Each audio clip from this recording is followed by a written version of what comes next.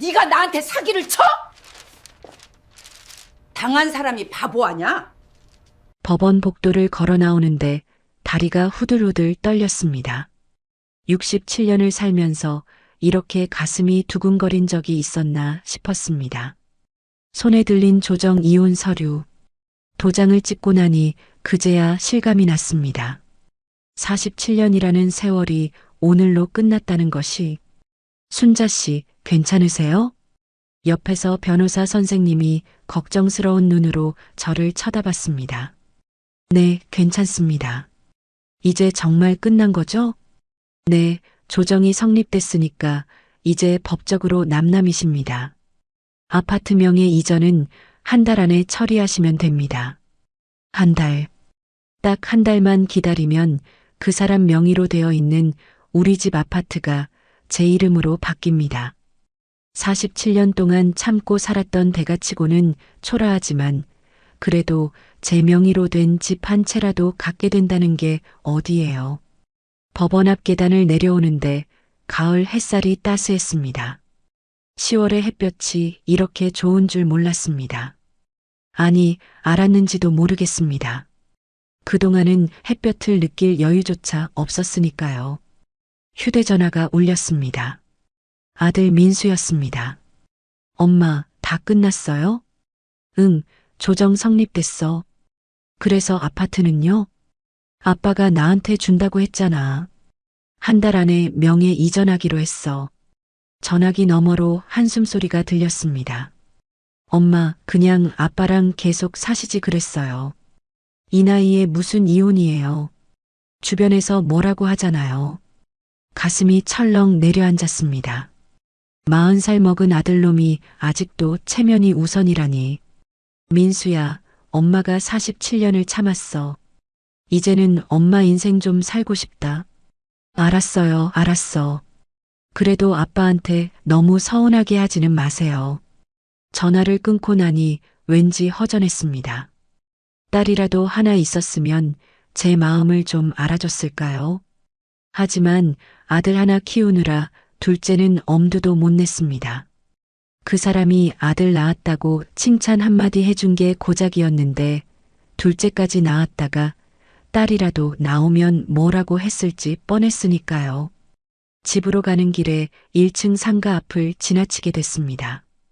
행운 부동산이라는 간판이 눈에 들어왔습니다. 그러고 보니 아파트 시세를 정확히 알아봐야겠다는 생각이 들었습니다. 한 달 후면 제 명의가 될 집인데 얼마짜리 집을 받게 되는지는 알아야 하지 않겠습니까? 부동산 문을 열고 들어서니 60대 초반쯤 돼 보이는 여자가 환하게 웃으며 맞아줬습니다. 어서 오세요, 사모님. 저 여기 우성 아파트 5층에 사는 사람인데요. 시세 좀 알아보려고요. 아, 우성 아파트요? 몇 평형이세요? 32평형입니다. 여자는 컴퓨터를 두드리더니 고개를 갸우뚱했습니다. 사모님, 솔직히 말씀드려도 될까요? 요즘 우성 아파트 잘 안 나가요. 낡기도 했고 재건축도 당분간은 힘들 것 같고요. 그래도 시세가 얼마나 되는지는 알고 싶어서요. 글쎄요, 5억 정도 부르면 되는데 실거래는 4억 중반대도 힘들걸요? 차라리 저한테 파세요. 제가 4억에 바로 사드릴게요. 4억이라니. 분명히 인터넷으로 찾아봤을 때는 최근 거래가가 5억 가까이 됐던 것 같은데. 아, 네. 알겠습니다. 생각 좀 해보고 다시 올게요. 네, 언제든지 오세요. 제가 우성 아파트 거래는 제일 많이 해봤어요. 부동산을 나오면서 왠지 찝찝한 기분이 들었습니다. 그 여자가 왜 그렇게 낮은 가격을 부르는지 모르겠지만 일단 다른 부동산도 알아봐야겠다고 생각했습니다. 집에 돌아오니 그 사람은 보이지 않았습니다. 거실 소파에 앉아 있는데 47년 동안 살았던 이 집이 새삼스럽게 보였습니다. 젊은 시절 시댁 식구들 뒷바라지하느라 고생하던 때, 아들 키우느라 밤낮으로 일했던 때, 그리고 그 사람한테 무시당하고 소리 들으면서도 참고 또 참았던 날들. 이제 끝이야. 이제 내 집을 갖는 거야. 혼자 중얼거리는데 현관문이 열렸습니다. 그 사람이 돌아온 모양입니다. 밥은? 여전히 반말이었습니다. 이혼 조정까지 했는데도 여전히 저를 하인 부리듯 대하는군요. 냉장고에 반찬 있으니까 알아서 드세요. 뭐야, 갑자기 왜 이래? 우리 이제 남남이잖아요. 알아서 하세요. 그 사람 얼굴이 벌겋게 달아올랐습니다. 이것이 법원에서 도장 찍었다고 벌써 주둥이가 나불거려? 목소리 낮추세요. 이웃집에 다 들려요. 들으면 어쩔 건데. 내가 47년을 먹여 살렸는데. 저는 입을 꾹 다물었습니다. 어차피 한 달만 참으면 됩니다. 한 달만 지나면 아파트 명의가 제 이름으로 넘어오고 그러면 전 이 집을 팔아서 제 갈 길을 갈 겁니다. 그날 밤 잠이 오지 않았습니다. 침대에 누워 천장을 바라보는데 문득 20대 때 생각이 났습니다. 그때는 정말 세상이 장밋빛이었습니다. 교사였던 김철수 씨를 만나 결혼하면 행복할 줄 알았습니다. 선생님 부인이면 주변에서 부러워할 줄 알았습니다. 하지만 결혼 첫날부터 달랐습니다. 시댁 식구들이 저를 마치 식모처럼 부렸고 그 사람은 한마디 거들지 않았습니다. 아이를 낳고도 쉴 틈이 없었습니다. 산후조리는 꿈도 못 꿨습니다. 시어머니가 미역국 한 그릇 끓여주지 않았고 그 사람은 어머니가 하시는 게 맞지 내가 뭘 안다고라며 외면했습니다. 아들이 크면서 좀 나아지려나 했습니다. 하지만 그 사람은 점점 더 권위적으로 변했습니다. 정년 퇴직하고 나서는 더 심해졌습니다. 하루 종일 집에 있으면서 이것저것 트집만 잡았습니다. 밥이 왜 이래? 빨래는 제대로 했어? 집안 청소 좀 해. 먼지가 수북한데. 그렇게 살다 보니 어느새 60대 중반이 돼버렸습니다. 거울을 보면 주름투성이 얼굴이 보였고 허리는 굽어 있었고 손은 거칠어져 있었습니다. 이러다 죽겠구나. 그 생각이 들었을 때 전 결심했습니다. 아들도 결혼해서 독립했으니 이제는 제 인생을 살아야겠다고. 47년을 참았으니 이제는 제 인생을 살 권리가 있다고. 다음 날 아침 저는 동사무소로 갔습니다. 요즘은 동사무소가 아니라 주민센터라고 부르더군요. 거기서 무료 법률 상담을 받을 수 있다는 얘기를 들었습니다. 상담실에 들어서니 젊은 변호사가 앉아 있었습니다. 어떤 일로 오셨어요? 이혼 상담 좀 받으려고요. 변호사는 제 이야기를 들어주었습니다. 47년간의 결혼 생활, 그 사람의 무시와 폭언, 그리고 이제는 더 이상 참을 수 없다는 것까지. 재산은 어떻게 되세요? 아파트 한 채 있는데 남편 명의예요. 재산 분할 청구하셔야 해요. 47년을 같이 살았으면 당연히 절반은 사모님 거예요. 그런데 남편이 안 준다고 하면요? 법원에서 결정해 줍니다. 걱정 마세요. 그렇게 해서 이혼 소송을 시작했습니다. 그 사람은 처음에는 길길이 날뛰었습니다. 이 나이에 무슨 망신이야. 주변에서 뭐라고 하겠어. 제가 47년을 참았어요. 이제는 제 인생 좀 살겠어요. 재산 분할이라고? 내 돈으로 산 집인데 무슨 소리야. 저도 47년 동안 기여했어요. 법적으로 제 권리가 있어요. 재판은 생각보다 빨리 진행됐습니다. 판사님이 조정을 권유했고 그 사람도 결국 조정에 동의했습니다. 아마도 재판까지 가면 더 많이 줘야 한다는 걸 알았나 봅니다. 조정 과정에서 그 사람은 갑자기 태도를 바꿨습니다. 아파트를 주는 대신 현금으로 3천만 원 줄게. 안 돼요. 약속이 다르잖아요. 아파트로 주기로 했잖아요. 3천만 원이면 적은 돈 아니야. 그걸로 작은 집이라도 구해. 아파트 시세가 5억인데 3천만 원이요? 말도 안 돼요. 결국 원래대로 아파트를 제 명의로 넘기기로 조정이 성립됐습니다. 그 사람 얼굴이 일그러지는 게 보였지만 저는 아랑곳하지 않았습니다. 조정이 끝나고 일주일쯤 지났을까요? 저는 아파트 등기부등본을 떼러 등기소에 갔습니다. 명의 이전 서류를 준비하려면 먼저 등본을 확인해야 한다고 변호사 선생님이 알려줬습니다. 등본을 받아들고 내용을 확인하는데 심장이 멎는 것 같았습니다. 소유자 오미숙? 제 눈을 의심했습니다.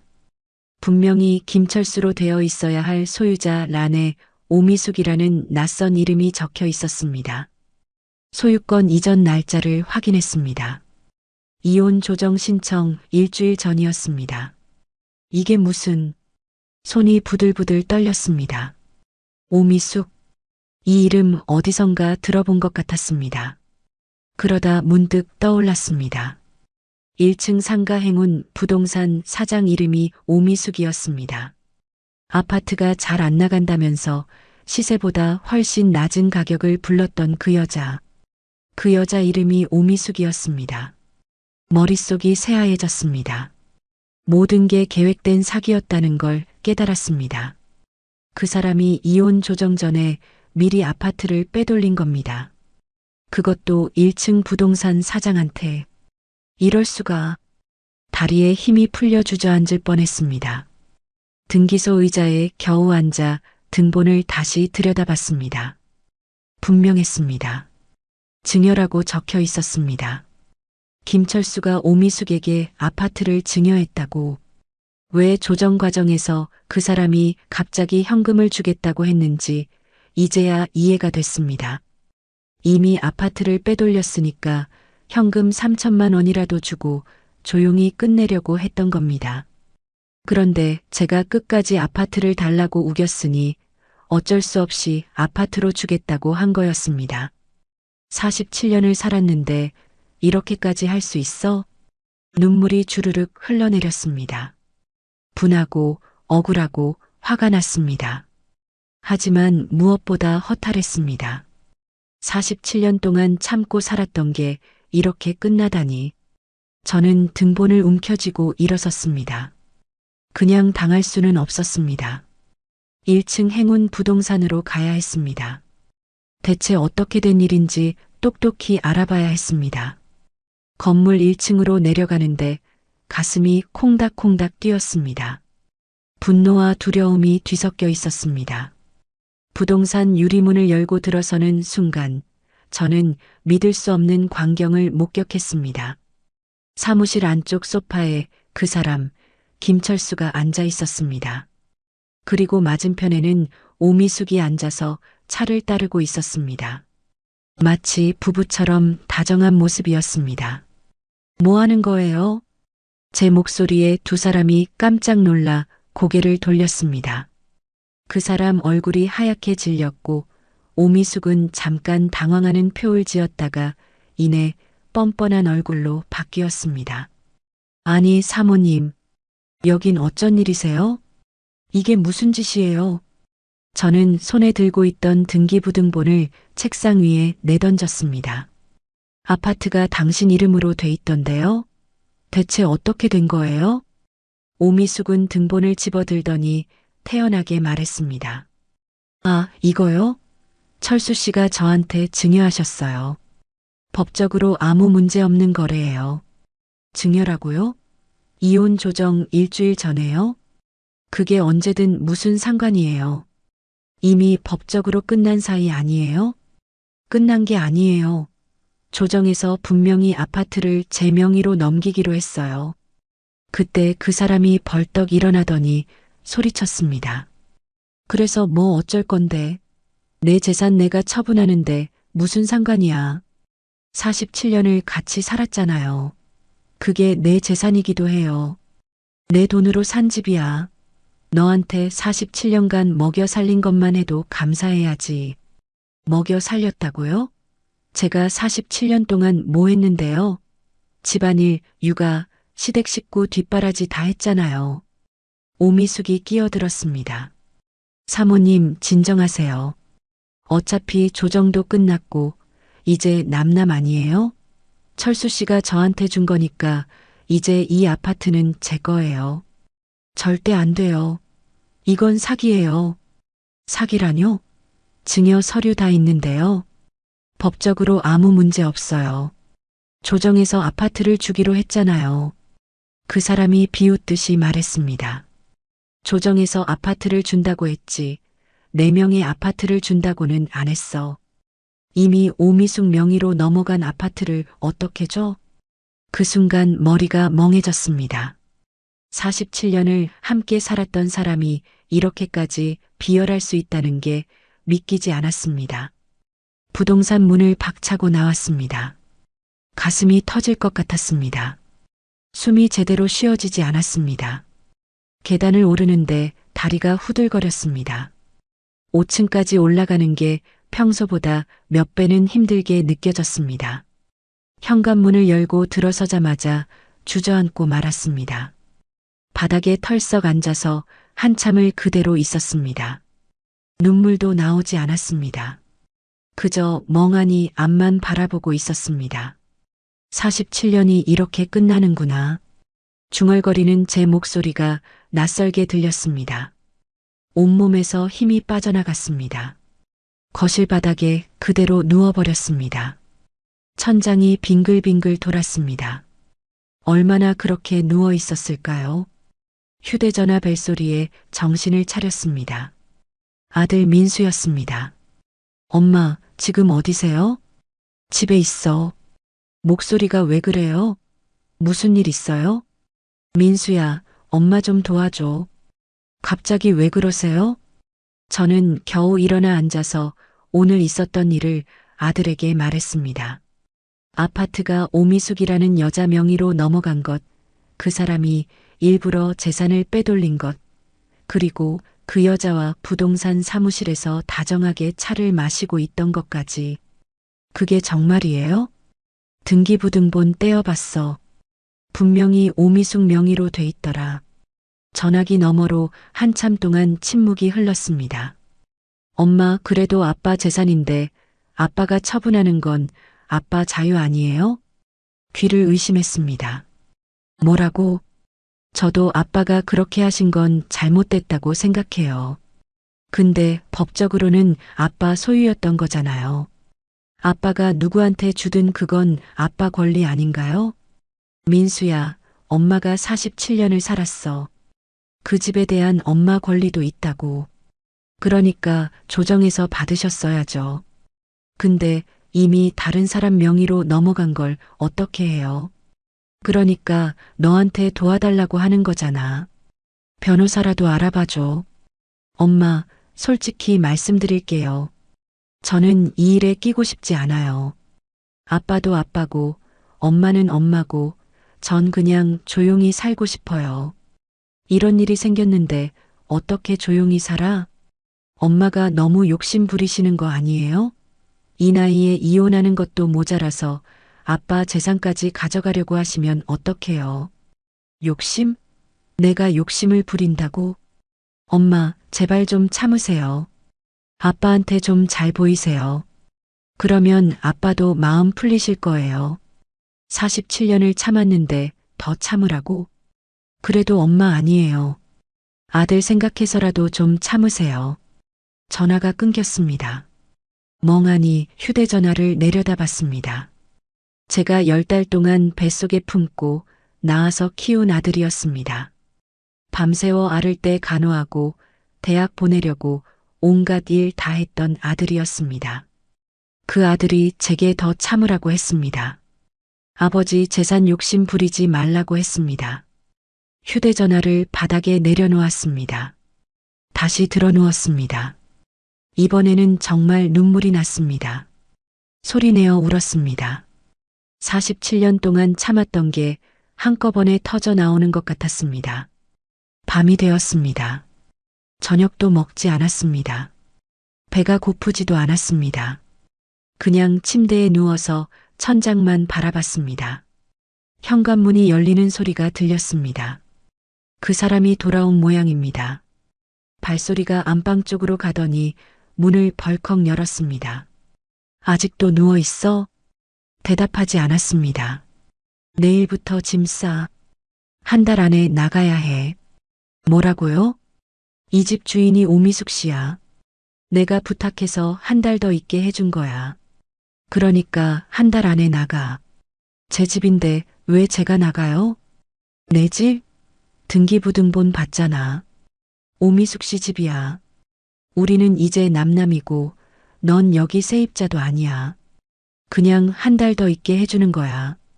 이럴 수가. 조정 때 현금 3천만 원 준다고 했잖아. 그거라도 받을래? 싫어요. 절대 안 받아요. 그럼 나가서 알아서 살아. 이제 난 오미숙 씨랑 여기서 살 거야. 뭐라고요? 들은 대로야. 오미숙 씨가 이 집 주인이니까 내가 여기 살아도 되잖아. 그제야 모든 게 이해됐습니다. 단순히 재산을 빼돌린 게 아니었습니다. 그 여자와 함께 살 계획이었던 겁니다. 이혼하고 재산을 그 여자한테 넘기고 함께 사는 것까지 다 계획했던 겁니다. 오미숙 씨가 누군데요? 알 필요 없어. 어차피 너랑 상관없는 사람이야. 상간녀잖아요. 상간녀라니 말 조심해. 우리 이혼했잖아. 이제 내가 누구 만나든 내 자유야. 이혼 전부터 만났잖아요. 아파트도 이혼 전에 넘겼잖아요. 증거 있어? 우린 그냥 부동산 중개인이랑 집주인 관계였어. 거짓말. 믿든 말든. 어쨌든 한 달 안에 나가. 안 나가면 강제로 내보낼 거야. 방문이 쾅 닫혔습니다. 저는 이불을 뒤집어 쓰고 또 울었습니다. 다음 날 아침 일어나니 몸이 천근만근이었습니다. 겨우 일어나 화장실 거울을 봤습니다. 눈이 퉁퉁 부어 있었습니다. 얼굴이 10년은 더 늙어 보였습니다. 아침도 거르고 밖으로 나왔습니다. 어디로 가야 할지 몰랐습니다. 그냥 걷기만 했습니다. 동네 공원에 도착했습니다. 벤치에 앉아 멍하니 앞만 바라봤습니다. 순자 아니야? 고개를 들어보니 동창 영희였습니다. 영희야, 얼굴이 왜 그래? 무슨 일 있어? 영희가 옆에 앉았습니다. 저는 그동안 있었던 일을 다 털어놨습니다. 이혼한 것, 아파트가 다른 사람 명의로 넘어간 것, 아들이 도와주지 않는 것까지. 영희는 제 손을 꽉 잡아줬습니다. 순자야, 그냥 당하고 있으면 안 돼. 법적으로 대응해야 해. 어떻게요? 돈도 없고 아무것도 없는데. 주민센터 가봐. 거기 무료 법률 상담 있잖아. 나도 전에 상속 문제로 상담받았었어. 소용없을 것 같아. 해봐야 알지. 가만히 있으면 정말 아무것도 못 건지잖아. 영의 말이 맞았습니다. 이대로 당하고만 있을 수는 없었습니다. 고마워, 영희야. 뭐가 고마워? 우린 50년 지기잖아. 영희와 헤어지고 주민센터로 향했습니다. 법률 상담실 문을 두드렸습니다. 들어오세요. 안에는 지난번과 다른 변호사가 앉아 있었습니다. 50대 초반쯤 돼 보이는 여자 변호사였습니다. 어떤 일로 오셨어요? 저는 또다시 제 이야기를 했습니다. 이번에는 등기부등본까지 챙겨왔습니다. 변호사는 등본을 꼼꼼히 살펴봤습니다. 이혼 조정 신청 일주일 전에 증여가 됐네요. 네, 그래서 제가 완전히 당한 거예요. 아닙니다. 이건 사회행위일 수 있어요. 사회행위요? 네, 재산 분할을 피하기 위해 고의로 재산을 빼돌린 경우를 말해요. 이런 경우 사회행위 취소 소송을 통해 그 법률 행위를 취소시킬 수 있어요. 가슴이 두근거렸습니다. 그럼 제가 아파트를 되찾을 수 있다는 거예요? 가능성이 있어요. 일단 이혼 조정 신청 직전에 증여가 이루어진 점, 그리고 조정 과정에서 남편분이 재산 분할을 약속했던 점이 중요한 증거가 될 수 있어요. 하지만 저는 돈이 없어요. 변호사 비용을 어떻게 내요? 법률구조공단에 신청하세요. 소득이 일정 수준 이하면 무료로 변호사를 선임해줘요. 정말이요? 네, 희망을 가지세요.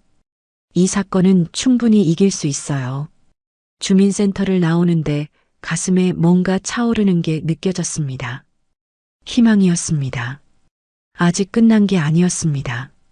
집으로 돌아오는 길에 다시 1층 부동산 앞을 지나게 됐습니다. 유리문 너머로 오미숙이 보였습니다. 컴퓨터를 보며 뭔가 하고 있었습니다. 기다려. 내가 반드시 되찾을 거야. 속으로 다짐하며 계단을 올라갔습니다. 그날 저녁 그 사람이 또 늦게 들어왔습니다. 술 냄새가 진동했습니다. 생각해봤어? 뭐요? 3천만 원 받고 조용히 나갈 거냐고. 아니요. 저는 소송할 거예요. 소송? 뭘 가지고? 사회행 위치소 소송이요. 변호사한테 상담받았어요. 제가 이길 수 있대요. 그 사람 얼굴이 굳어졌습니다. 허튼 짓 하지 마. 돈만 날리고 시간만 낭비할 거야. 해봐야 알죠. 이것이 정말 그 사람이 손을 들어 올렸습니다. 순간 몸이 움츠러들었습니다. 47년 동안 익숙해진 반응이었습니다. 하지만 이번에는 달랐습니다. 저는 그 사람을 똑바로 쳐다봤습니다. 때려보세요. 때리면 그것도 증거로 쓸 거예요. 그 사람은 손을 내리며 비웃었습니다. 증거? 우린 이미 이혼했어. 이제 남이야. 남한테 맞았다고 뭐가 달라져? 상관없어요. 전 끝까지 싸울 거예요. 알아서 해.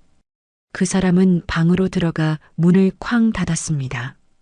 다음 날 저는 법률구조공단을 찾아갔습니다. 서류를 작성하고 면접을 받습니다. 제 소득 상황을 설명하고 이혼 과정과 재산 분할 문제를 자세히 말했습니다. 일주일 후 법률구조공단에서 연락이 왔습니다. 무료 변호 지원이 승인됐다는 내용이었습니다. 담당 변호사를 만나러 갔습니다. 김경애 변호사입니다. 30대 후반쯤 돼 보이는 여자 변호사였습니다. 또렷한 눈빛이 인상적이었습니다. 사건 내용 봤어요. 명백한 사회행위네요. 이건 꼭 이겨야 해요. 정말 이길 수 있을까요? 증거가 확실해요. 이혼 조정 신청 직전에 증여가 이루어졌고 조정 과정에서 남편분이 아파트를 주겠다고 약속했던 기록도 있어요. 법원에서도 충분히 인정할 거예요. 하지만 상대방이 그냥 부동산 거래였다고 우길 텐데요. 그래서 증인이 필요해요. 조정 과정을 지켜봤던 사람들, 그리고 남편과 오미숙 씨의 관계를 아는 사람들이요. 관계를 아는 사람이요? 네, 두 사람이 단순히 부동산 거래 관계가 아니라 특수 관계였다는 걸 증명해야 해요. 그래야 악의적인 재산 은닉이라는 게 인정돼요. 저는 고개를 끄덕였습니다. 동네 사람들에게 물어보면 뭔가 알 수 있을 것 같았습니다. 그날부터 저는 동네를 돌아다니며 사람들을 만났습니다. 슈퍼주인, 세탁소 사장님, 그리고 같은 아파트 주민들. 순자 씨 남편이랑 1층 부동산 사장이요? 아, 그 둘 원래 친했어요. 자주 같이 다니는 거 봤어요. 커피숍에서도 보고. 한 번은 저녁 늦게 그 부동산에서 불 켜진 거 봤는데 안에서 둘이 술 마시고 있더라고요. 하나둘씩 증언이 모였습니다. 김경애 변호사는 그 증언들을 꼼꼼히 정리했습니다. 좋아요. 이 정도면 충분해요. 소송 준비 들어갑시다. 소장을 작성하기 시작했습니다. 피고는 2명이었습니다. 김철수와 오미숙. 청구 취지는 아파트 증여 계약의 취소와 원상 회복이었습니다. 소장을 제출한 날 집에 돌아오니 그 사람이 기다리고 있었습니다. 소송 접수했다며? 어떻게 알았어요? 오미숙 씨한테 법원에서 연락 왔대. 이것이 정말 끝까지 가려고? 당연하죠. 제 권리니까요. 권리? 이미 끝난 일인데 무슨 권리야. 법원에서 판단하겠죠. 그 사람은 허탈하게 웃었습니다. 알았어. 그럼 법정에서 보자고. 근데 말이야, 넌 이길 수 없어. 왜요? 증거가 없잖아. 오미숙 씨랑 나는 그냥 부동산 중개 관계였어. 내가 고마워서 아파트를 증여한 거고. 고마워서요? 무슨 일로요? 그건 법정에서 증명하지 뭐. 그 사람은 문을 나가며 다시 한번 비웃었습니다. 저는 주저앉아 한숨을 쉬었습니다. 과연 이길 수 있을까요? 하지만 포기할 수는 없었습니다. 첫 재판 기일이 잡혔습니다. 떨리는 마음으로 법원에 갔습니다. 김경애 변호사가 먼저 와서 기다리고 있었습니다. 긴장하지 마세요. 우리가 유리해요. 법정에 들어서니 그 사람과 오미숙이 앉아 있었습니다. 두 사람 옆에는 변호사도 있었습니다. 비싼 정장을 입은 남자 변호사였습니다. 저 변호사 어떻게 선임했대요? 오미숙 씨가 돈을 댔겠죠. 걱정 마세요. 변호사 비싼 게 중요한 게 아니에요. 재판이 시작됐습니다. 판사가 양측 주장을 들었습니다.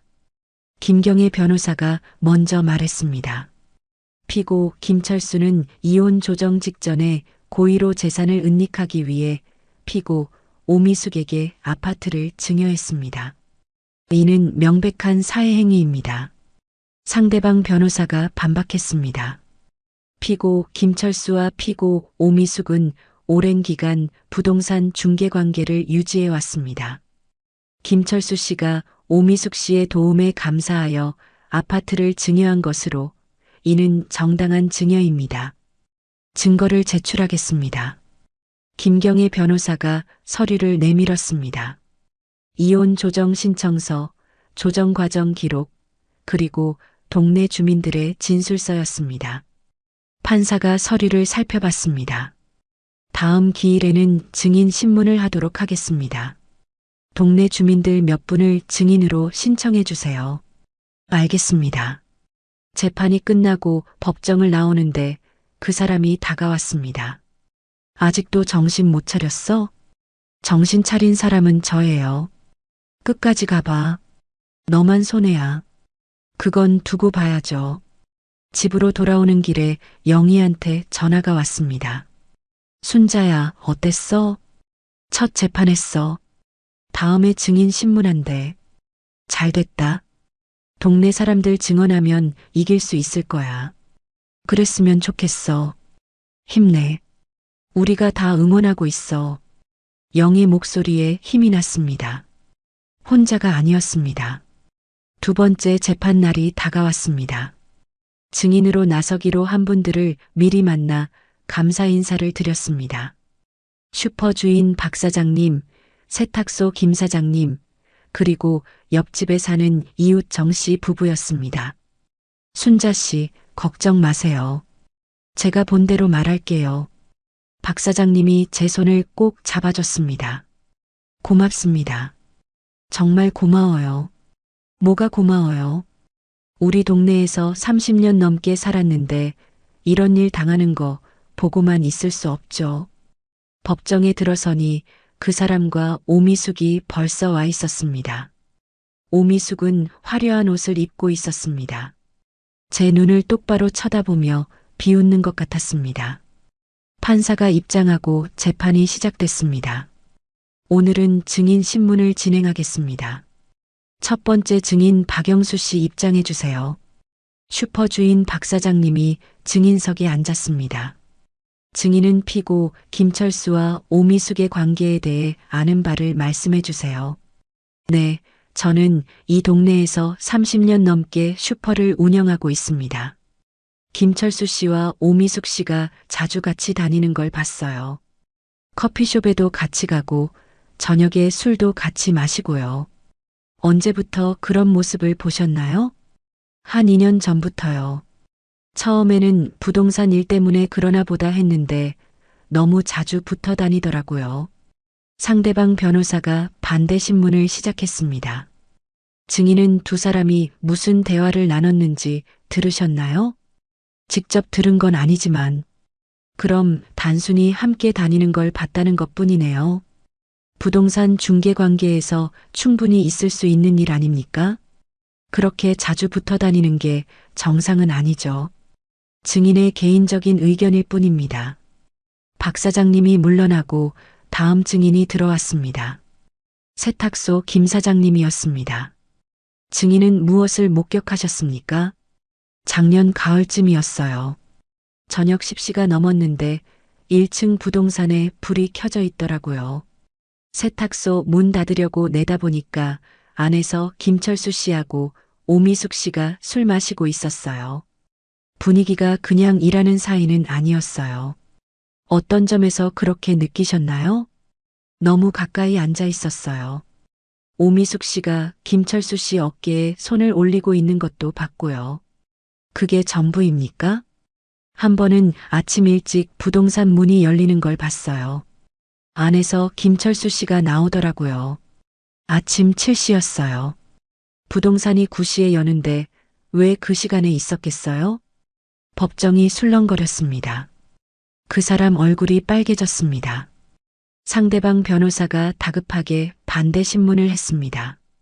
증인은 그날 부동산 안에서 무슨 일이 있었는지 확인하셨습니까?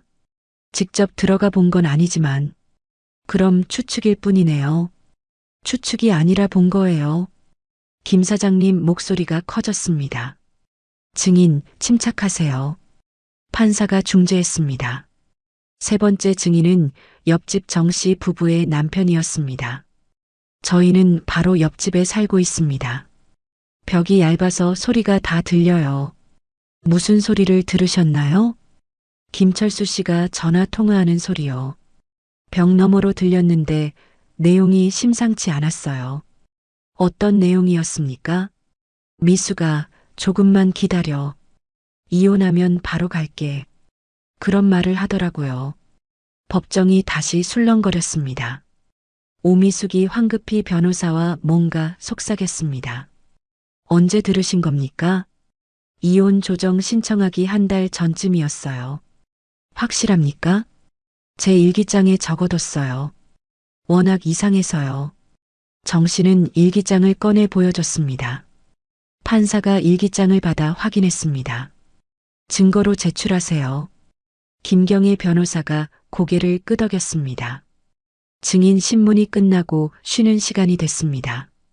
복도로 나왔는데 그 사람이 화가 난 얼굴로 다가왔습니다. 이웃들까지 끌어들이다니 정말 비열하구만. 비열한 건 누구예요? 재산 빼돌린 사람이. 증거도 없는 걸 가지고. 증거 다 나왔잖아요. 법정에서 다 들었잖아요. 그까짓 거 상황 증거일 뿐이야. 오미숙이 다가오더니 낮은 목소리로 말했습니다. 순자 씨, 아직도 정신 못 차렸어요? 이미 증여 서류는 다 완벽해요. 법적으로 문제 없다고요. 사회행위는 증여 서류가 완벽해도 취소할 수 있어요. 변호사한테 들었어요. 법정에서 보죠. 누가 이기나. 오미숙은 그 사람 팔짱을 끼고 걸어갔습니다. 제 앞에서 일부러 그러는 것 같았습니다. 가슴이 아팠습니다. 47년을 함께 산 사람이 저렇게 변할 수 있다니. 하지만 포기할 수 없었습니다. 재판이 재개됐습니다. 이번에는 피고 측 증인이 나왔습니다. 오미숙의 부동산 직원이었습니다. 저는 행운 부동산에서 3년째 일하고 있습니다. 김철수 씨와 오미숙 대표의 관계에 대해 말씀해 주세요. 두 분은 일반적인 고객 관계였어요. 김철수 씨가 부동산 일로 자주 상담하러 오셨고 대표님이 친절하게 응대했을 뿐이에요. 그 외에 특별한 관계는 없었습니까? 네, 없었어요. 순전히 업무 관계였습니다. 김경애 변호사가 반대 신문을 시작했습니다. 증인은 사무실에 항상 있었나요? 아니요, 외근도 많이 나갑니다. 그럼 증인이 없을 때 무슨 일이 있었는지는 모르시겠네요?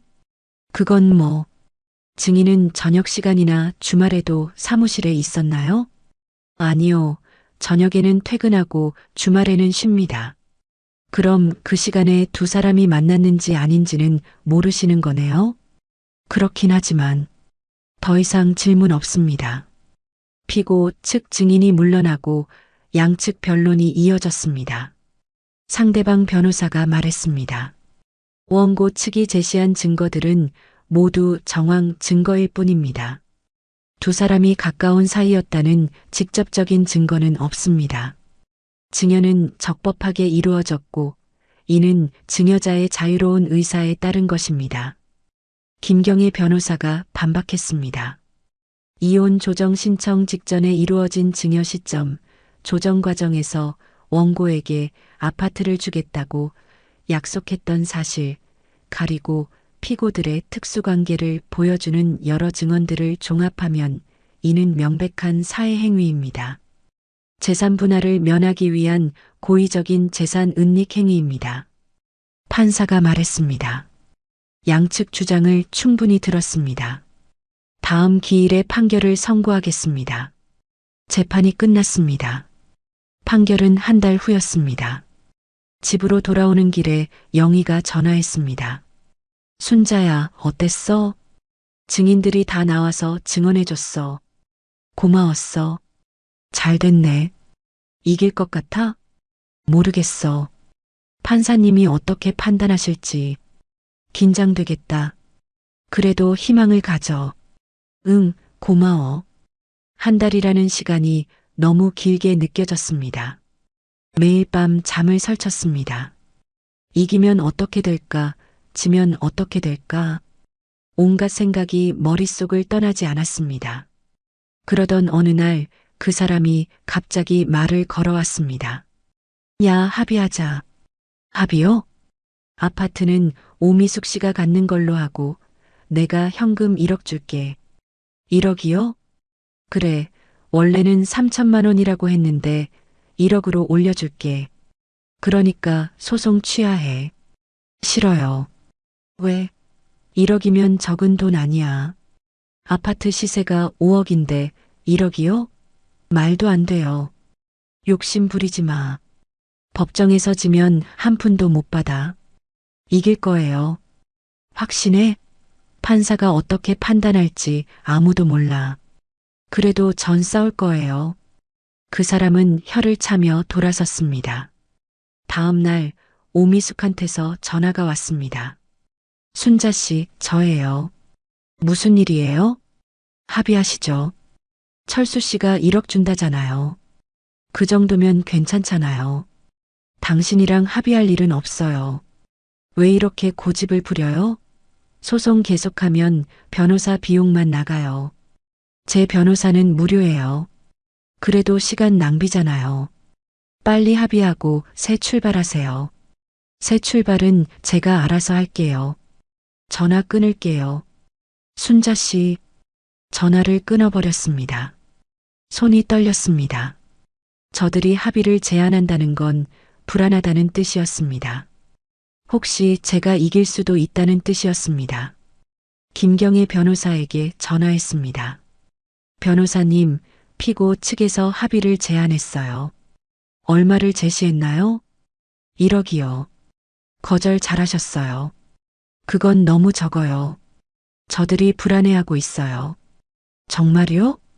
네, 증인들 증언이 효과가 있었어요. 조금만 더 힘내세요. 전화를 끊고 나니 가슴이 두근거렸습니다. 정말 이길 수도 있다는 생각이 들었습니다. 판결일이 다가왔습니다. 전날 밤은 한숨도 못 잤습니다. 아침 일찍 일어나 옷을 차려입었습니다. 거울을 보니 얼굴이 많이 야위어 있었습니다. 법원으로 가는 길에 영희가 함께 가져왔습니다. 순자야, 긴장하지 마. 떨려서 어떡해. 이길 거야. 나는 믿어. 법정에 들어섰습니다. 그 사람과 오미숙이 벌써 와 있었습니다. 두 사람 모두 긴장한 표정이었습니다. 판사가 입장했습니다. 지금부터 판결을 선고하겠습니다. 심장이 터질 것 같았습니다. 판사가 서류를 펼쳤습니다. 이 사건에서 원고는 피고 김철수가 이혼 조정 직전에 피고 오미숙에게 아파트를 증여한 것이 사회행위라고 주장하고 있습니다. 판사는 잠시 멈췄다가 계속 말을 이어갔습니다. 법원은 다음과 같은 사실을 인정합니다. 첫째, 피고 김철수는 원고와의 이혼 조정 신청 직전에 유일한 재산인 아파트를 피고 오미숙에게 증여했습니다. 둘째, 조정 과정에서 피고 김철수는 원고에게 아파트를 재산 분할로 주겠다고 약속했습니다. 셋째, 증인들의 증언에 따르면 피고 김철수와 피고 오미숙은 일반적인 부동산 중개 관계를 넘어서는 특수 관계였던 것으로 보입니다. 오미숙의 얼굴이 창백해졌습니다. 넷째, 증여 시점과 이혼 조정 신청 시점을 고려할 때 이는 재산 분할을 회피하기 위한 의도적인 행위로 판단됩니다. 판사가 목소리를 높였습니다. 따라서 법원은 피고 김철수가 피고 오미숙에게 한 아파트 증여는 사회행위에 해당한다고 판단하며 이를 취소합니다. 법정이 술렁거렸습니다. 김경애 변호사가 제 손을 꽉 잡았습니다. 이겼어요. 눈물이 쏟아졌습니다. 그 사람은 멍한 표정으로 앉아 있었고 오미숙은 고개를 푹 숙이고 있었습니다.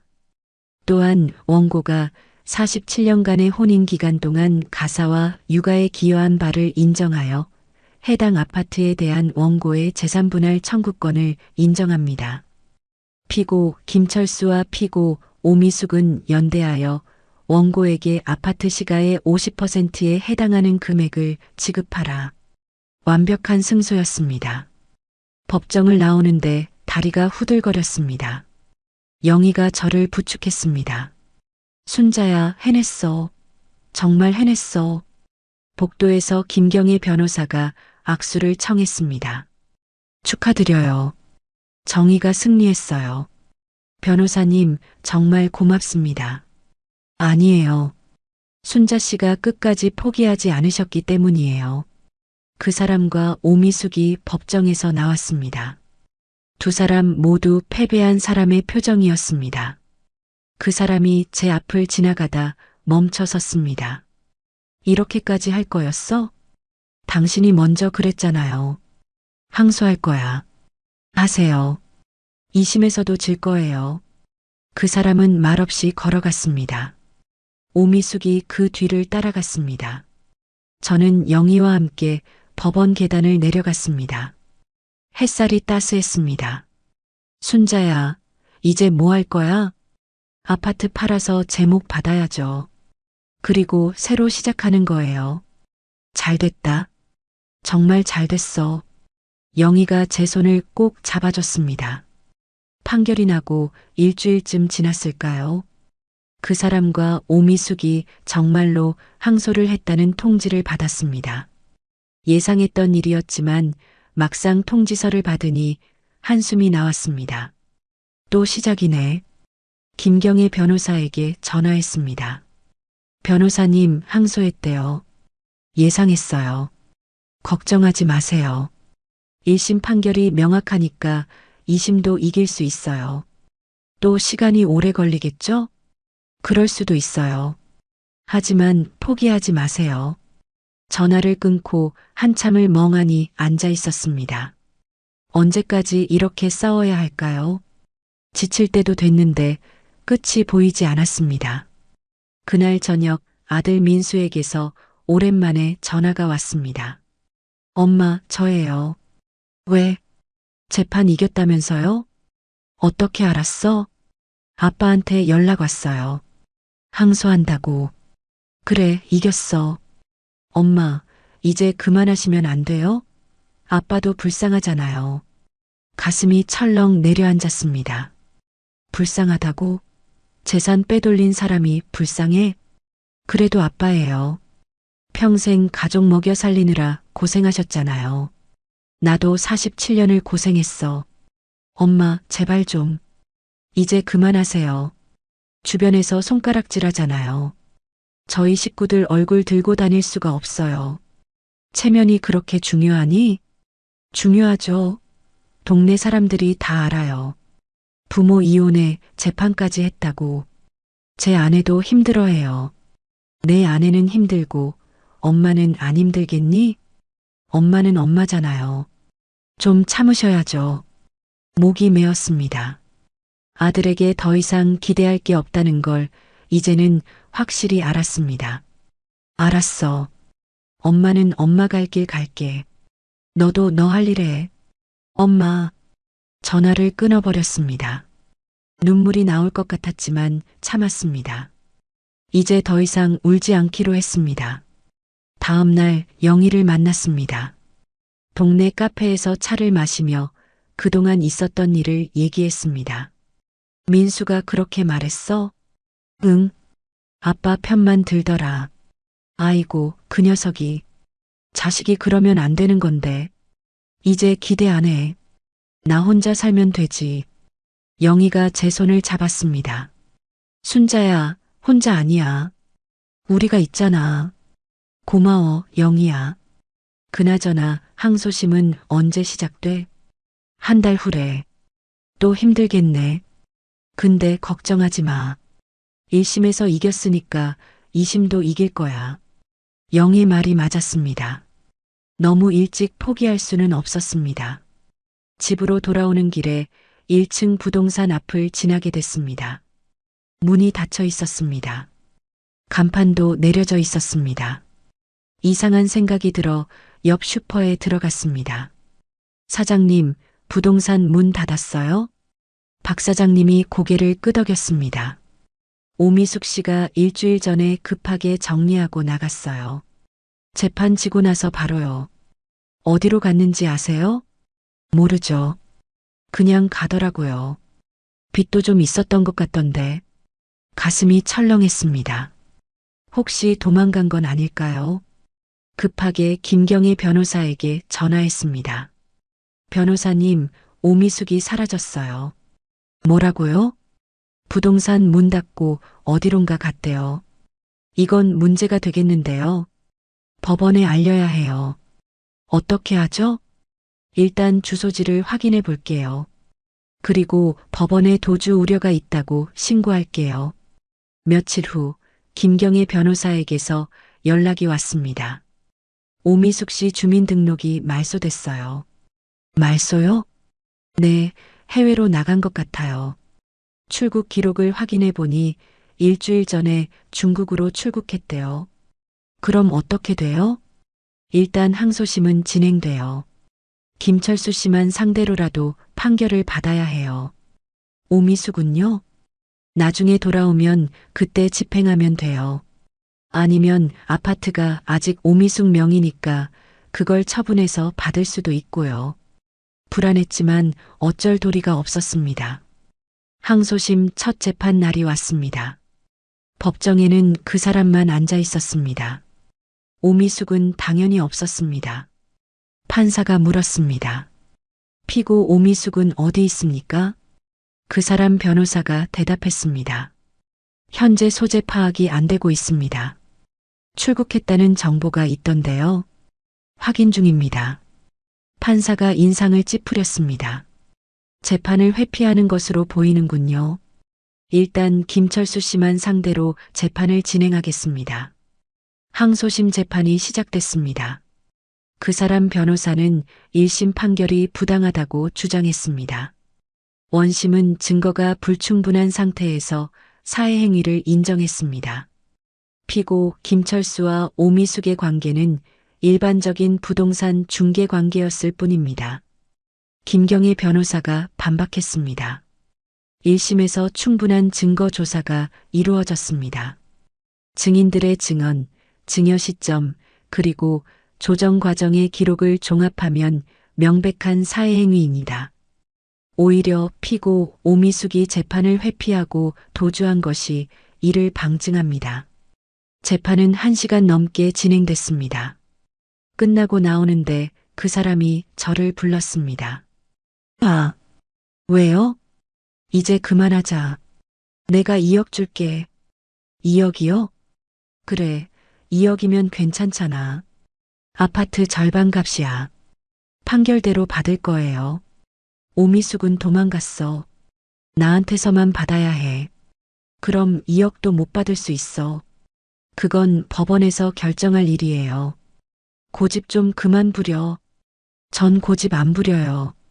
제 권리를 찾는 거예요. 그 사람은 욕지거리를 하며 가버렸습니다. 집으로 돌아오니 현관 앞에 누가 서 있었습니다. 아들 며느리였습니다. 어머니, 왜 왔니? 어머니, 제가 할 말이 있어서요. 들어와. 거실로 안내했습니다. 며느리는 어색하게 소파에 앉았습니다. 뭔데? 어머니, 소송 그만하시면 안 될까요? 또 그 얘기였습니다. 가슴이 답답했습니다. 너도 그 얘기하러 왔니? 어머니, 저희가 힘들어요. 남편은 매일 우울해하고 주변 사람들은 수군거리고 아이들도 학교에서 놀림받고요. 내 손주들이 놀림을 받아? 네, 할아버지 할머니가 이혼했다고 재판한다고 마음이 아팠습니다. 손주들까지 피해를 입고 있다니. 그래도 나는 내 권리를 찾아야 해. 권리가 뭐가 중요해요? 가족이 더 중요하지 않나요? 가족?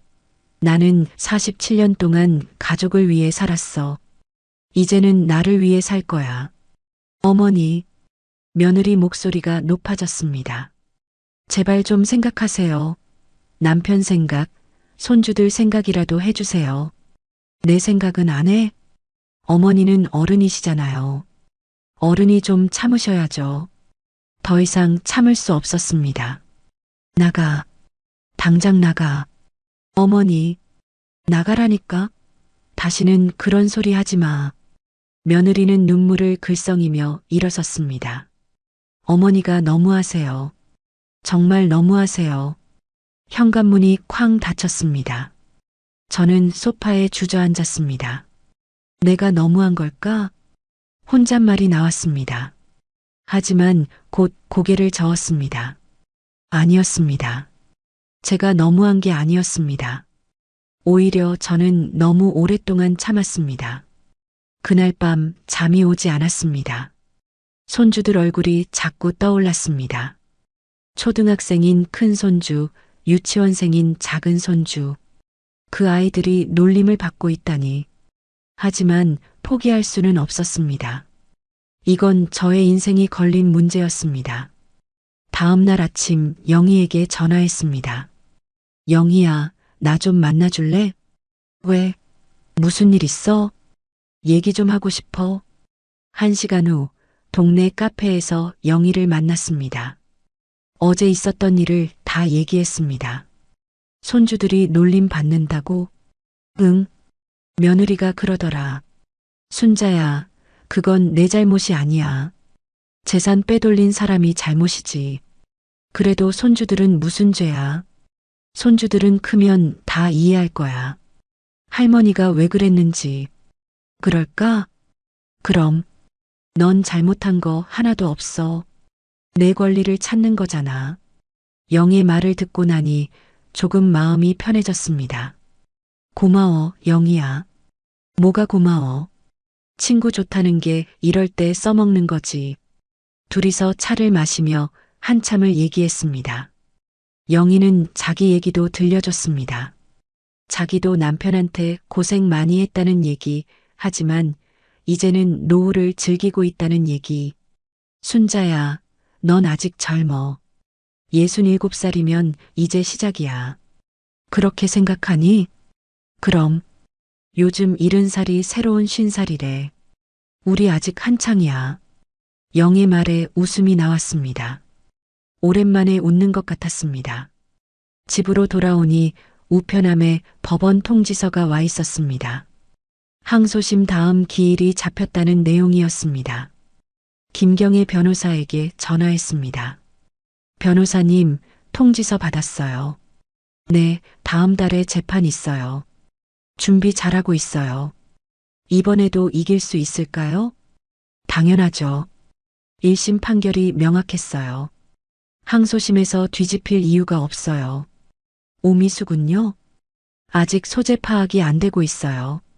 하지만 아파트가 오미숙 명의니까 나중에라도 그 아파트를 처분해서 받을 수 있어요.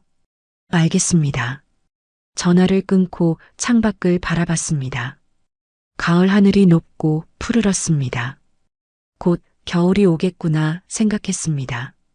조금만 더 버티자. 조금만 더. 스스로를 다독였습니다. 한 달이 지났습니다. 항소심 재판 날이 다가왔습니다. 전날 밤에는 잠을 설쳤습니다. 아침 일찍 일어나 옷을 차려입었습니다. 법원으로 가는 길에 영희가 전화했습니다. 순자야, 오늘 재판이지? 힘내. 응, 고마워. 끝나고 연락해. 우리 밥 먹자. 그래. 법정에 들어서니 그 사람이 벌써 와 있었습니다. 얼굴이 많이 야위어 보였습니다. 오미숙은 역시 없었습니다. 판사가 입장하고 재판이 시작됐습니다. 양측 최후 진술하십시오. 그 사람 변호사가 먼저 말했습니다. 피고는 평생 가족을 위해 헌신했습니다. 퇴직 후 유일한 재산인 아파트를 은인에게 증여한 것은 자연스러운 일입니다. 이를 사회행위라고 보는 것은 부당합니다. 김경애 변호사가 말했습니다. 원고는 47년간 결혼 생활을 유지하며 가사와 육아에 헌신했습니다. 그럼에도 피고는 이혼 직전 유일한 재산을 빼돌려 원고의 재산 분할 청구권을 침해했습니다. 이는 명백한 사회행위이며 원심 판결은 정당합니다. 판사가 말했습니다. 충분히 들었습니다. 판결은 2주 후에 선고하겠습니다. 재판이 끝났습니다. 복도로 나오는데 그 사람이 다가왔습니다. 이제 정말 끝이야. 내가 질 것 같아? 모르겠어요. 법원이 날 2번 지게 하겠어? 항소심에서는 내가 이길 거야. 두고 봐야죠. 내가 이기면 넌 한 푼도 못 받아. 그때 가서 후회하지 마. 그 사람은 돌아서서 갔습니다. 2주가 정말 길게 느껴졌습니다. 매일이 불안했습니다. 혹시 지면 어떡하나? 그러면 정말 아무것도 못 받는 건가? 판결일 전날 밤 꿈을 꿨습니다. 법정에서 판사가 패소 판결을 내리는 꿈이었습니다. 깜짝 놀라 깼습니다. 식은땀이 흘러내렸습니다. 괜찮아. 꿈은 반대래. 스스로를 다독이며 다시 누웠지만 잠이 오지 않았습니다. 드디어 판결일이 왔습니다. 법정으로 가는 길에 다리가 떨렸습니다. 김경애 변호사가 저를 격려해 줬습니다. 순자 씨, 걱정 마세요. 잘 될 거예요. 법정에 들어섰습니다. 그 사람도 긴장한 표정이었습니다. 판사가 입장했습니다. 지금부터 판결을 선고하겠습니다. 심장이 터질 것 같았습니다. 판사가 서류를 펼쳤습니다. 법정 안이 숨소리조차 들릴 만큼 조용했습니다. 항소인은 원심 판결이 부당하다고 주장하고 있으나 법원은 원심의 사실 인정과 법리 판단이 정당하다고 봅니다. 가슴이 쿵쿵 뛰었습니다. 이혼 조정 신청 직전에 유일한 재산을 제3자에게 증여한 행위는 명백히 재산 분할을 회피하기 위한 사회행위입니다. 더욱이 피고 오미숙이 재판을 회피하고 출국한 사실은 이를 더욱 분명하게 입증합니다. 그 사람의 얼굴이 창백해졌습니다. 따라서 원심 판결을 인용하고 항소를 기각합니다. 쾅! 판사가 망치를 내리쳤습니다. 이겼어요. 순자 씨, 이겼어요. 김경애 변호사가 제 손을 잡았습니다. 눈물이 주르륵 흘러내렸습니다. 그 사람은 멍하니 앉아 있다가 비틀거리며 일어났습니다. 변호사와 뭔가 얘기를 나누더니 황급히 법정을 빠져나갔습니다. 법정을 나오니 영희가 밖에서 기다리고 있었습니다. 순자야, 어떻게 됐어? 이겼어. 항소 기각됐어. 정말? 아이고, 잘 됐다. 영희가 저를 꼭 껴안았습니다. 둘이서 한참을 그렇게 서 있었습니다. 이제 정말 끝난 거야? 응, 이제 대법원까지 가지 않는 한 끝이야. 대법원은 안 가겠지? 상고할 수도 있어. 하지만 받아들여지기 어려울 거예요. 김경희 변호사가 설명했습니다. 일단 판결이 확정되면 집행할 수 있어요. 아파트를 처분해서 순자 씨 몫을 받으면 돼요. 정말 다 끝나는 거네요. 네, 이제 새 출발하시면 돼요. 그날 저녁 영희와 동네 식당에서 저녁을 먹었습니다. 순자야, 축하해. 정말 잘 싸웠어. 고마워, 영희야. 내가 없었으면 못했을 거야. 무슨 소리야? 내가 용감했던 거지. 47년 만에 처음으로 나를 위해 싸워봤어. 이제 어떻게 할 거야? 아파트 처분되면 내 목 받아서 작은 집 하나 얻을 거야. 혼자 살기 좋은 곳으로. 좋은 생각이야. 나도 도와줄게. 그리고 하고 싶었던 것들 해볼 거야. 노래도 배우고 여행도 가고. 멋지다. 우리 같이 다니자. 둘이서 소주 한 잔을 기울였습니다. 오랜만에 마음이 편안했습니다. 집으로 돌아오니 그 사람이 거실에 앉아 있었습니다. 술을 마신 것 같았습니다. 왔어? 네. 축하한다. 내가 이겼어. 목소리에 힘이 없었습니다. 고맙지도 않아요. 그래, 당연히 그렇겠지. 근데 말이야. 그 사람이 저를 쳐다봤습니다. 나 이제 어떻게 살아야 하나? 그건 당신 일이잖아요. 오미숙은 도망갔어. 연락도 안 돼. 아파트도 빼앗기고 너한테는 돈 줘야 하고. 당신이 자초한 일이에요. 알아. 다 내가 잘못했어. 갑작스러운 사과에 당황스러웠습니다. 47년 동안 널 무시했어. 소중한 걸 몰랐어. 이제 와서 그런 말 해봤자 소용없어요. 알아. 그래도 하고 싶었어. 미안하다고. 그 사람은 비틀거리며 방으로 들어갔습니다. 저는 한참을 거실에 서 있었습니다. 복잡한 감정이 밀려왔습니다. 47년을 함께 산 사람이었습니다. 미워하면서도 한편으로는 안쓰러웠습니다. 하지만 이미 돌아갈 수 없는 강을 건넜습니다. 다음 날 김경희 변호사에게서 연락이 왔습니다. 순자 씨 상고 안 했대요. 정말요? 네, 포기한 것 같아요. 이제 판결이 확정됐어요. 그럼 이제 어떻게 하죠? 아파트 처분 절차를 밟아야 해요. 경매로 넘기든지 아니면 김철수 씨가 직접 팔든지. 그 사람이 팔 것 같지 않은데요. 그럼 강제 집행으로 경매에 넘기면 돼요. 일주일 후 그 사람이 먼저 제안을 해왔습니다. 내가 아파트를 팔게. 갑자기요? 경매로 넘기면 시세보다 싸게 나가잖아.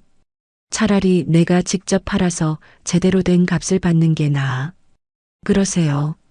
조건이 있어. 뭔데요? 내가 아파트 팔고 내 목 주면 나한테 2달만 시간을 줘. 이사 갈 곳 알아봐야 하니까. 알겠어요. 그 사람은 바로 부동산을 통해 아파트를 내놓았습니다. 위치가 좋았고 관리가 잘 돼 있어서 한 달 만에 매수자가 나타났습니다. 4억 8천만 원에 팔렸습니다. 김경희 변호사를 통해 계약서를 작성하고 돈을 받았습니다. 제 몫은 2억 4천만 원이었습니다. 순자 씨, 축하드려요. 드디어 받으셨네요. 네, 정말 감사합니다, 변호사님. 이제 행복하게 사세요. 통장에 찍힌 숫자를 보니 실감이 났습니다. 정말 제 돈이었습니다. 47년 만에 제 명의로 받는 재산이었습니다. 영희와 함께 집을 알아보러 다녔습니다. 아들 집 근처에 괜찮은 오피스텔이 있었습니다. 15평 정도 되는 작은 집이었지만 혼자 살기에는 딱 좋았습니다. 이 집 어때? 좋은데? 깨끗하고 햇빛도 잘 들어오고 여기로 정할까? 그래, 새 출발하기 좋겠다. 전세 보증금 1억 원에 계약했습니다. 남은 돈은 은행에 예금을 들었습니다. 이자만으로도 생활비를 보탤 수 있었습니다. 이사 날짜를 잡았습니다. 짐을 싸면서 47년의 추억을 정리했습니다. 젊은 시절 사진, 아들 어렸을 때 사진, 그동안 모아둔 것들, 버릴 건 버리고 가져갈 건 챙겼습니다. 생각보다 가져갈 게 많지 않았습니다. 이사 전날 밤 그 사람이 방에서 나왔습니다. 내일 가는구나. 네. 잘 살아. 당신도요. 미안했어. 진심이야. 알았어요. 더 이상 할 말이 없었습니다. 그 사람은 다시 방으로 들어갔습니다. 이사하는 날 영희와 몇몇 친구들이 도와주러 왔습니다. 순자야, 짐 이게 다야? 응, 이게 다야. 새로 시작하니까 깔끔하네. 그게 좋더라. 이사 짐을 싣고 아파트를 나서는데 그 사람이 창문으로 내다보고 있었습니다. 눈이 마주쳤습니다. 저는 고개를 끄덕였고 그 사람도 고개를 끄덕였습니다. 그게 마지막이었습니다. 새 집에 도착했습니다. 작지만 아늑했습니다. 창문으로 햇빛이 쏟아져 들어왔습니다. 순자야, 여기 정말 좋다. 그치? 마음에 들어. 친구들이 짐 정리를 도와줬습니다. 오후가 되니 대충 정리가 됐습니다. 우리 저녁 먹자. 내가 살게. 좋지. 근처 식당에서 저녁을 먹었습니다. 친구들과 웃고 떠들며 식사를 했습니다. 오랜만에 행복한 시간이었습니다. 집으로 돌아와 침대에 누웠습니다. 새 이불에서 좋은 냄새가 났습니다. 이제 시작이야. 중얼거렸습니다. 다음 날부터 새로운 생활이 시작됐습니다. 아침에 일어나 가벼운 운동을 했습니다. 동네를 산책하고 시장에 장을 보러 갔습니다. 그리고 주민센터에 알아봤습니다. 노인복지관에서 여러 프로그램을 운영한다고 했습니다. 노인복지관을 찾아갔습니다. 생각보다 시설이 좋았습니다. 노래교실, 댄스교실, 그림교실, 영어교실까지 있었습니다. 노래교실에 등록하고 싶어요. 좋으시죠? 매주 화요일, 목요일에 있어요. 감사합니다. 첫 노래교실 날 떨리는 마음으로 갔습니다. 강의실에는 비슷한 또래분들이 많이 계셨습니다. 안녕하세요.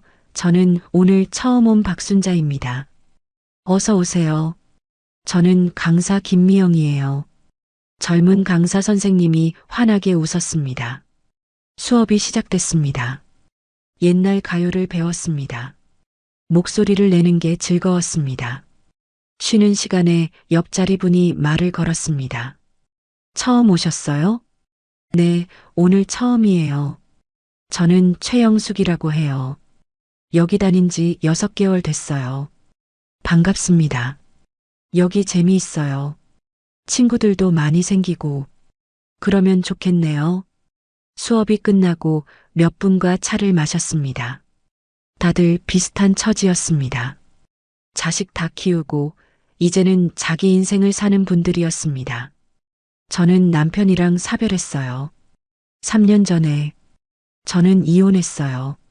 아이고, 요즘은 황혼 이혼도 많더라고요. 네, 저도 최근에 했어요. 힘드셨겠어요. 힘들었죠. 근데 이제는 괜찮아요. 잘하셨어요. 인생 한 번뿐인데 하고 싶은 대로 사셔야죠. 새로운 친구들과 얘기를 나누니 마음이 편해졌습니다. 집으로 돌아오는 길에 아들에게서 전화가 왔습니다. 엄마, 이사 잘하셨어요? 응, 잘했어. 집은 어때요? 좋아. 작지만 편해.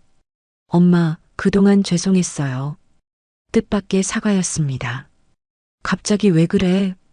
생각해보니까 엄마 편을 들었어야 했는데 제가 너무 아빠만 생각했어요. 이제라도 알았으면 됐어. 이번 주말에 애들 데리고 놀러 갈게요. 그래, 기다릴게. 전화를 끊고 나니 마음이 따뜻해졌습니다. 아들도 변하고 있었습니다. 주말에 아들 가족이 찾아왔습니다. 손주들이 뛰어들어왔습니다. 할머니, 어머, 우리 손주들. 손주들을 꼭 안았습니다. 보고 싶었습니다. 할머니, 새 집 예뻐요. 그치? 할머니 혼자 살기 딱 좋지? 할머니, 우리도 자주 놀러 올게요. 그래, 언제든지 와. 며느리도 조심스럽게 다가왔습니다. 어머니, 그동안 죄송했어요. 아니야. 다 지난 일이야. 이제 자주 올게요. 그래, 고맙다. 아들 가족과 저녁을 먹었습니다. 오랜만에 가족이 함께 모인 자리였습니다. 하지만 예전과는 달랐습니다. 이제는 제가 중심이었습니다.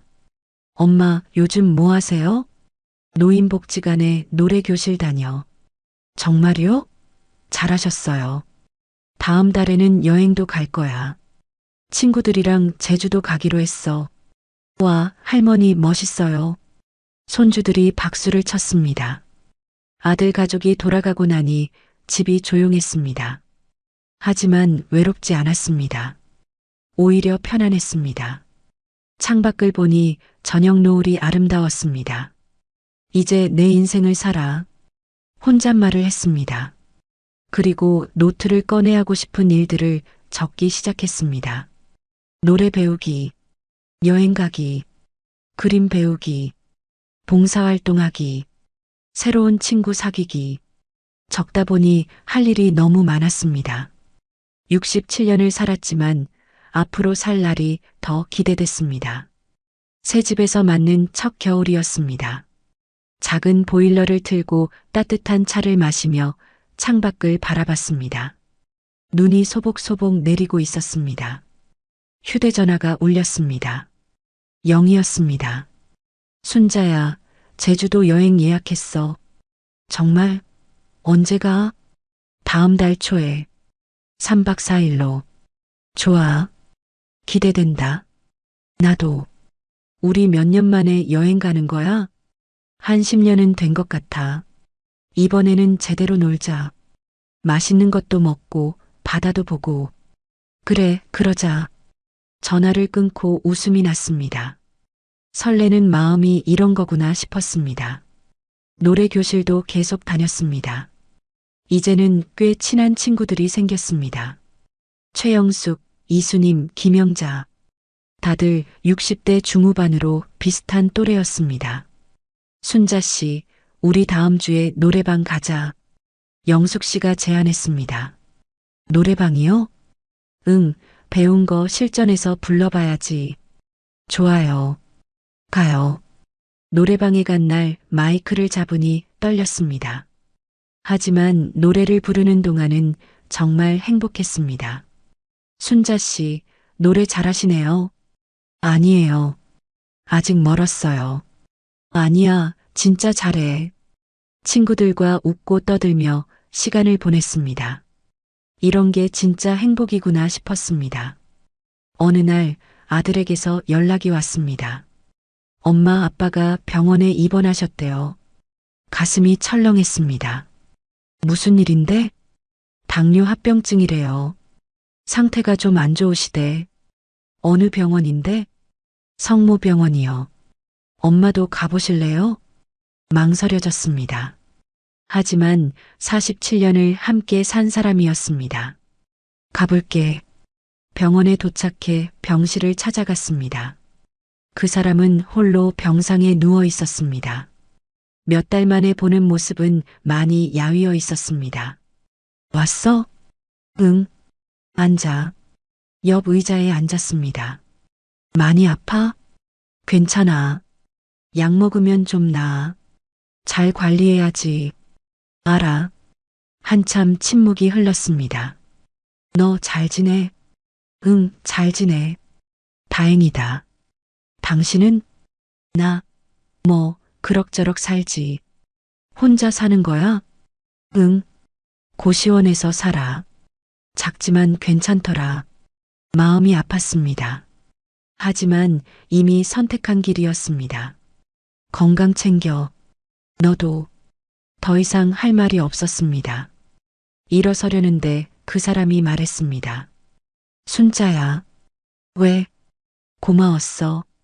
47년 동안. 눈물이 핑 돌았습니다. 나도. 병실을 나왔습니다. 복도를 걸으며 눈물을 닦았습니다. 미련은 없었지만 그래도 함께 산 세월이 떠올랐습니다. 하지만 후회는 없었습니다. 제 선택이었고 제 인생이었습니다. 제주도 여행 날이 다가왔습니다. 친구들과 공항에서 만났습니다. 다들 왔네. 순자야, 설렌다. 비행기를 타고 제주도에 도착했습니다. 따뜻한 바람이 불었습니다. 호텔에 짐을 풀고 바다로 갔습니다. 파도 소리를 들으며 걸었습니다. 순자야, 행복해 보여. 영희가 말했습니다. 응, 행복해. 잘했어. 내 선택. 고마워. 뭐가 고마워? 우린 친구잖아. 바다를 보며 한참을 서 있었습니다. 파도가 밀려왔다 밀려가는 걸 보니 인생도 그런 것 같았습니다. 3박 4일이 금방 지나갔습니다. 맛있는 음식도 먹고 아름다운 풍경도 봤습니다. 무엇보다 친구들과 함께 웃으며 보낸 시간이 좋았습니다. 서울로 돌아오는 비행기 안에서 창밖을 바라봤습니다. 구름 위로 햇살이 쏟아지고 있었습니다. 이제 시작이야. 진짜 내 인생의 시작. 속으로 다짐했습니다.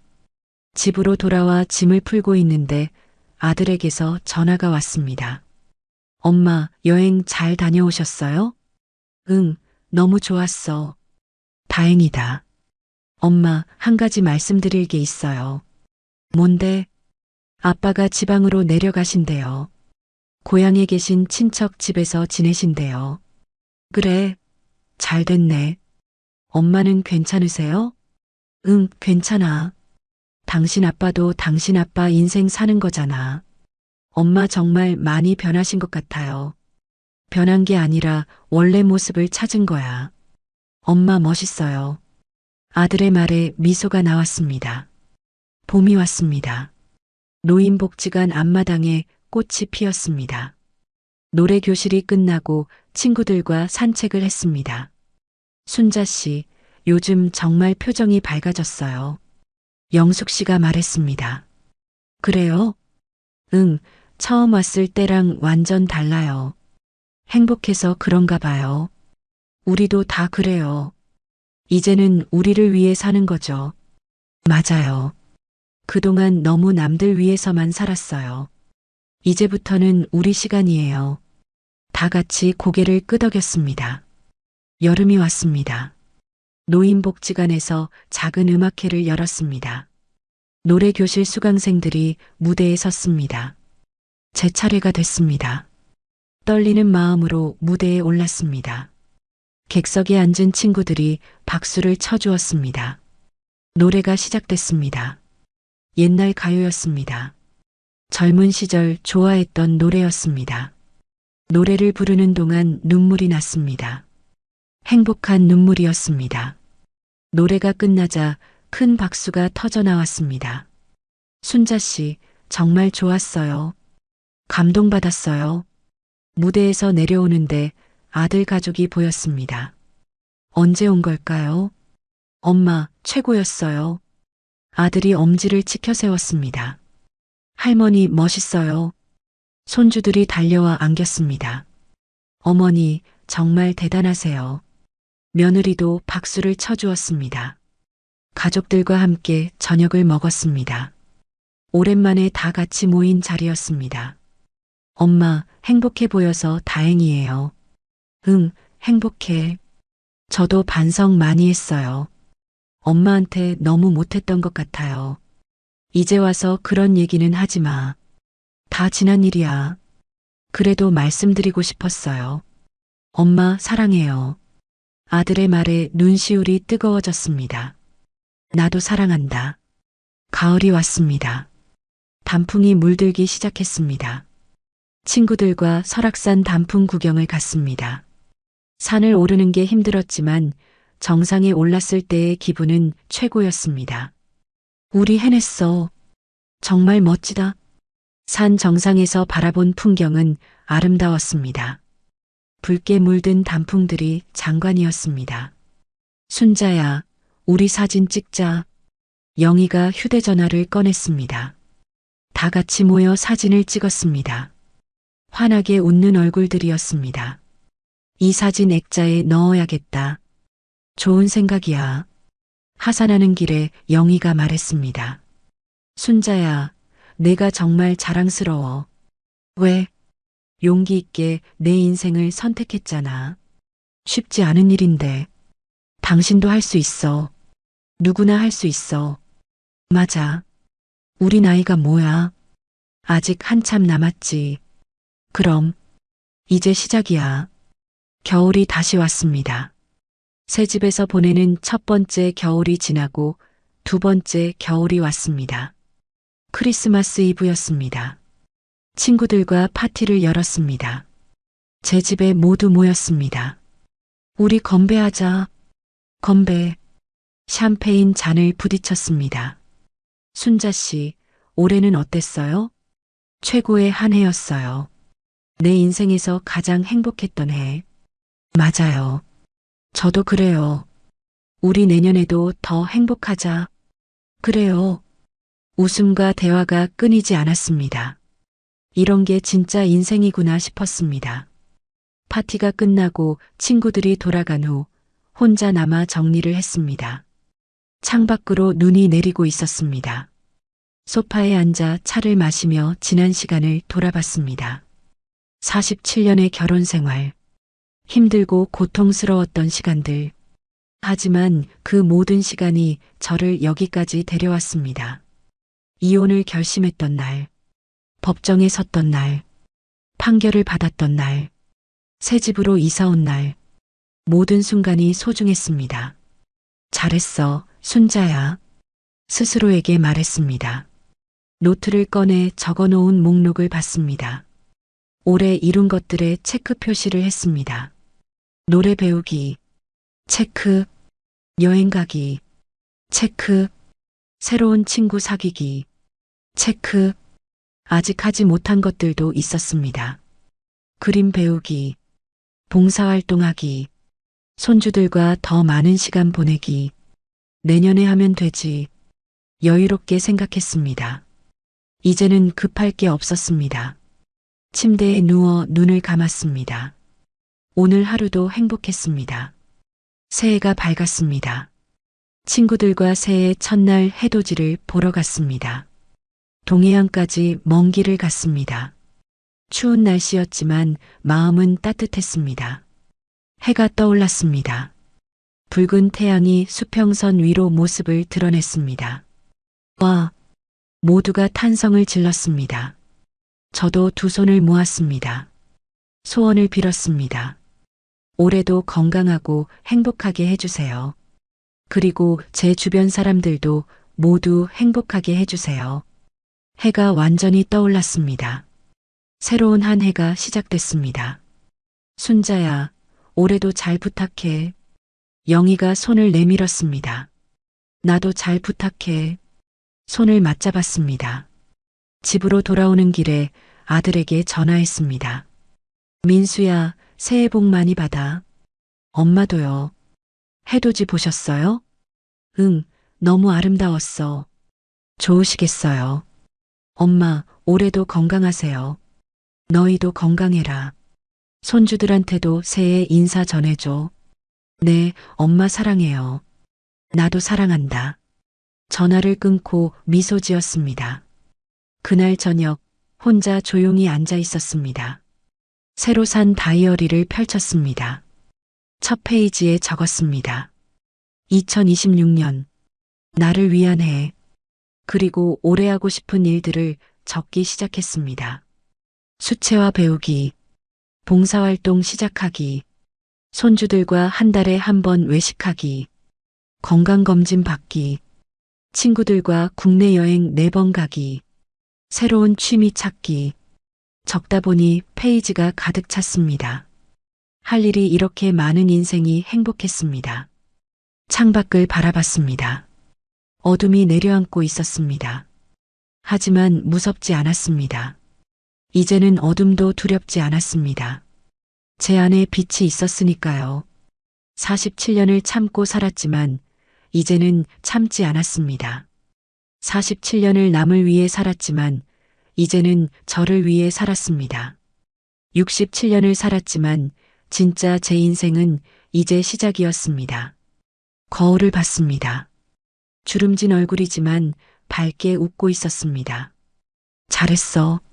순자야. 정말 잘했어. 스스로를 칭찬했습니다. 그리고 내일을 기대하며 잠자리에 들었습니다. 내일도 모레도 그 이후의 모든 날들이 기대됐습니다. 왜냐하면 이제는 제 인생이었으니까요.